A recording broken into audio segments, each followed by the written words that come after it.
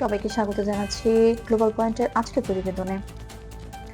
সম্প্রতি অনলাইন ও সামাজিক মাধ্যমে এমন আলোচনা ছড়িয়ে পড়েছে যে যুক্তরাষ্ট্র নাকি ন্যাটো থেকে সরে যাচ্ছে, আর এর ফলে গোটা ইউরোপ বড় ধরনের নিরাপত্তা চাপে পড়েছে। এ প্রেক্ষাপটে বিভিন্ন ভিডিও বিশ্লেষণে বিষয়টি সহজ ভাষায় ব্যাখ্যা করা হচ্ছে এবং যুক্তরাষ্ট্রের নীতিগত অবস্থান, ইউরোপের নিরাপত্তা পরিস্থিতি ও বৈশ্বিক রাজনীতির সম্ভাব্য প্রভাব তুলে ধরা হচ্ছে। ভ্যালিড ও বিশ্বস্ত আন্তর্জাতিক সংবাদ মাধ্যমের তথ্য অনুযায়ী যুক্তরাষ্ট্র এখন পর্যন্ত ন্যাটো ছাড়ার কোনো আনুষ্ঠানিক সিদ্ধান্ত বা ঘোষণা দেয়নি। তবে যুক্তরাষ্ট্রের রাজনৈতিক অঙ্গনে ন্যাটো নিয়ে নীতিগত আলোচনা নতুন নয়। বিশেষ করে সাবেক প্রেসিডেন্ট ডোনাল্ড ট্রাম্পের সময় ন্যাটো সদস্য দেশগুলোর প্রতিরক্ষা ব্যয়, দায়িত্ব ভাগাভাগি এবং যুক্তরাষ্ট্রের ওপর অতিরিক্ত নির্ভরতা নিয়ে কঠোর বক্তব্য শোনা যাচ্ছে। এসব বক্তব্য থেকে অনেক সময় যুক্তরাষ্ট্র ন্যাটো থেকে সরে যাচ্ছে এমন ধারণা তৈরি হয়। বিশ্লেষকদের মতে যুক্তরাষ্ট্রের বর্তমান অবস্থানকে পুরোপুরি সরে যাওয়া বলা ঠিক হবে না, বরং ওয়াশিংটন ইউরোপীয় দেশগুলোকে নিজেদের নিরাপত্তায় আরো সক্রিয় ভূমিকা নিতে উৎসাহিত করছে।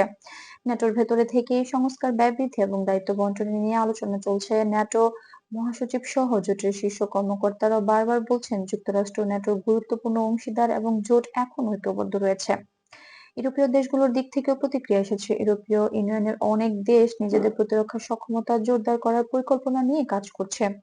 এর পেছনে একটি বড় কারণ হলো সাম্প্রতিক বছরগুলোতে ইউরোপের সংঘাত, নিরাপত্তা পরিবেশ পরিবর্তন এবং রাশিয়া ইউক্রেন সংঘাতের প্রভাব। এই পরিস্থিতি ইউরোপকে নিজেদের ভবিষ্যৎ নিরাপত্তা কাঠামো নিয়ে নতুন করে ভাবতে বাধ্য করছে। ভ্যালিড রিপোর্টগুলো বলছে যুক্তরাষ্ট্রের সিদ্ধান্ত বা বক্তব্যের প্রভাব শুধু ইউরোপে সীমাবদ্ধ নয়, বৈশ্বিক রাজনীতি, আন্তর্জাতিক নিরাপত্তা কাঠামো এবং অন্যান্য অঞ্চলের ভূমিকাও এর সঙ্গে জড়িত।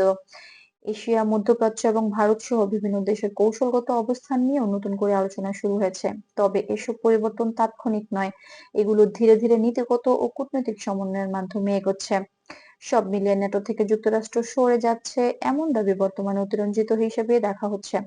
বাস্তবে বিষয়টি হলো ন্যাটোর ভেতরে দায়িত্ব বন্টন, ব্যয় এবং ভবিষ্যৎ ভূমিকা নিয়ে আলোচনা ইউরোপের জন্য এটি এক ধরনের সতর্ক সংকেত হতে পারে, যাতে তারা নিজেদের নিরাপত্তা নিয়ে আরো দায়িত্বশীল হয়। তবে ন্যাটোর কাঠামো এখনো বহাল রয়েছে।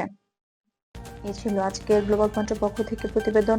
এমন আরো আন্তর্জাতিক গুরুত্বপূর্ণ সংবাদ ও নিরপেক্ষ আপডেট পেতে গ্লোবাল পয়েন্ট চ্যানেলটি সাবস্ক্রাইব করতে ভুলবেন না।